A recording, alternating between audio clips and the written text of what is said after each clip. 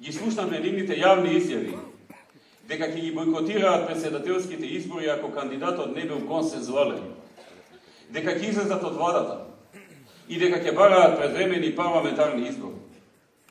Кога во 2009-та имавме 63 пратеници како партија и коалиција за подобра Македонија, некако ништо не изметаше. Ниту консенсуален кандидат бара, ниту на предвремени избори помислувал. Подосна, откако во 2011-та добивме 56 пратеници, гледаме едно различно лице на нашиот коалиционен партнер. Како што забележувате, ние во изминатите 1 до 2 месеци трпеливо ги слушавме нивните изјави, одвегнувајќи да влеземе во јавни препирки. Но по завчерашната нивна дефинитивна одлука за предвремени избори, со образложение дека ниту еден од нашите кандидати за председател не го гледале како консензуален и по консултациите со партиите од коалицијата за подобра Македонија, како и во наредната синоќешна седница на извршниот комитет, јавно ќе им одговорам. Прво, ВМРО-ДПМН не подлегнува на уцени и закани.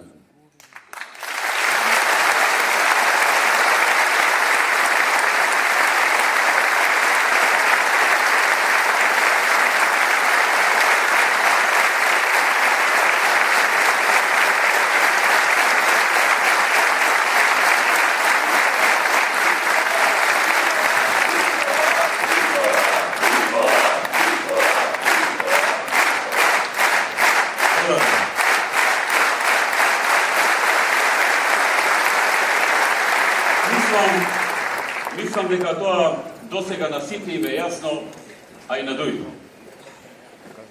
Второ, затоа веќе е јасно зошто бараат консензуален кандидат, за да не го добијат, и како што и отворено најавија да одат на обид за пропаѓање на председателските избори, а потоа притисок за промена на уставот со цел партиите, а не граѓаните да го бираат председателот на државата.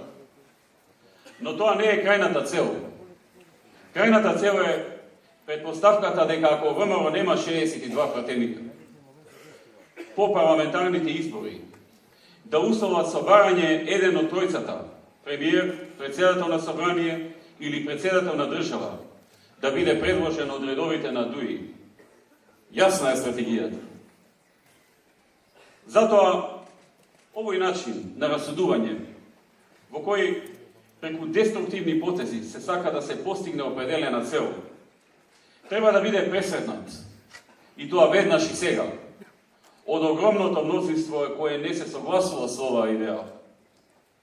Ако не прифатиме предвремени избори, тогаш заради традиционалниот слаб одзив на председателските избори, постојат сериозни ризици оваа операција да успее и земјата да влезе во длабока политичка криза.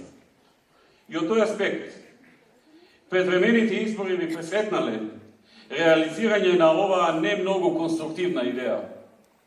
Затоа, пред се заради државен и национален интерес, од оваа говорница ќе одговорам дека ВМРО и коалицијата за подобра Македонија ја прифаќа фрлената ракавица за предвремени парламентарни на истиот ден, кога се одржува вториот круг на председателските избори.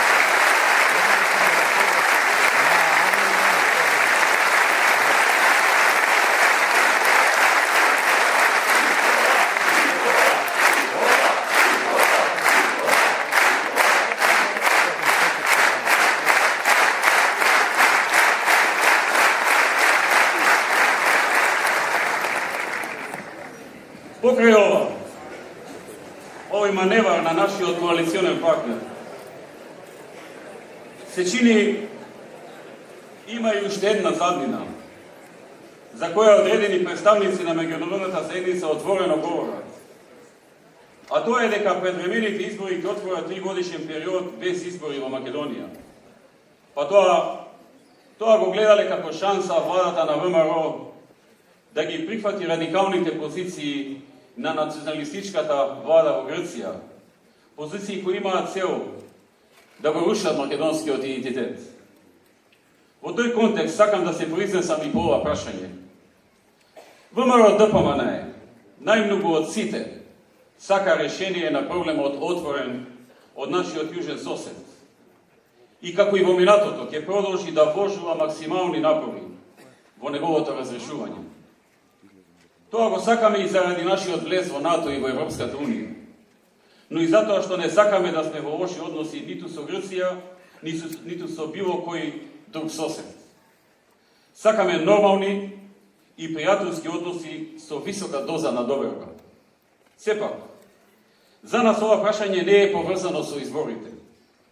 И тоа кога тие се одржуваат, порано или подоцна. Ние сме фокусирани на неговата суштина и на нашите позиции кои пред и по избори се исти. Ова не треба да се свати дека најавуваме дека нема да се реши ова прашање. Ниту пак дека најавуваме дека сигурно ќе се реши. Ние по ова прашање, освен голема волја, имаме и јасни принципи кои многу пати досега сме ги искажали.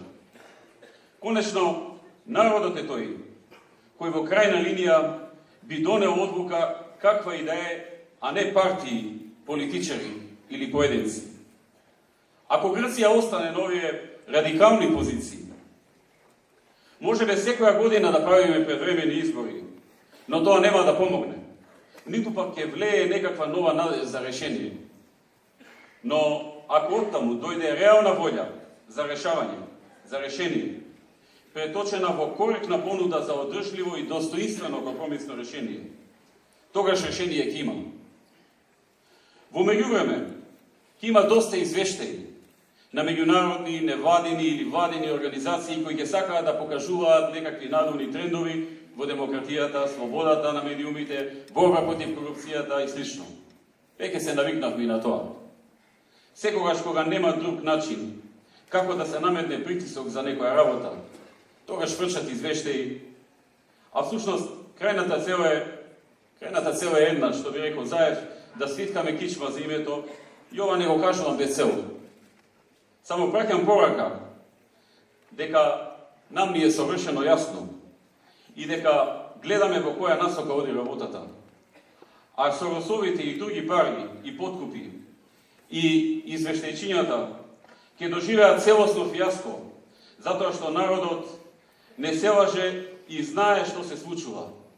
А на СДСМ и на сите оние кои би свиткале кичма, ќе им треба многу повеќе од таквото недостоинствено поданство кон таквите финансиери за да дојдат на власт.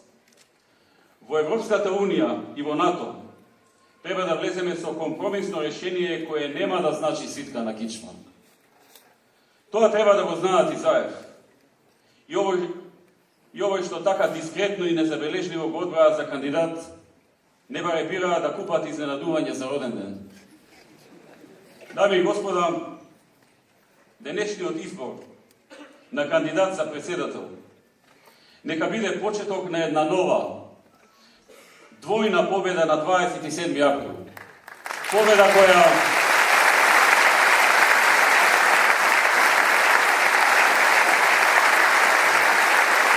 Победа која сега веќе со ова искуство зад нас. Со ова искуство зад нас како политичка гарнитура ќе донесе уште посилни резултати и уште поголеми резултати.